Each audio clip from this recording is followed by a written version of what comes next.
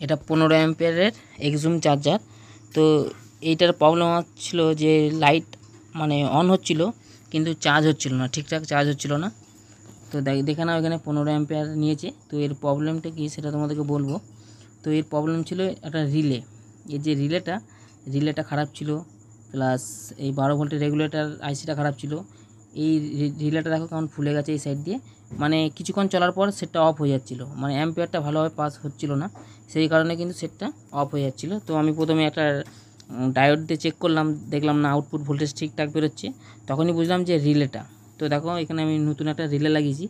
তো এরকমই রিলেগুলো আসে উপরে ঠ্যাং দেওয়া, মানে কভার মানে আটকাবার জন্য পিসিবি। তো আমি এই রিলেটা লাগিয়ে দিয়েছি। তো এই রিলেটা লাগালে আমার সেটটা অন হয়ে গেছে। তো তোমাদের কাছে যখন এরকম কোনো প্রবলেম আসবে তখন তোমরা আউটপুটে একটা ডায়োড লাগিয়ে নেবে। ডায়োড লাগালে কিন্তু তোমরা বুঝতে পারবে যে রিলে খারাপ কি ভালো।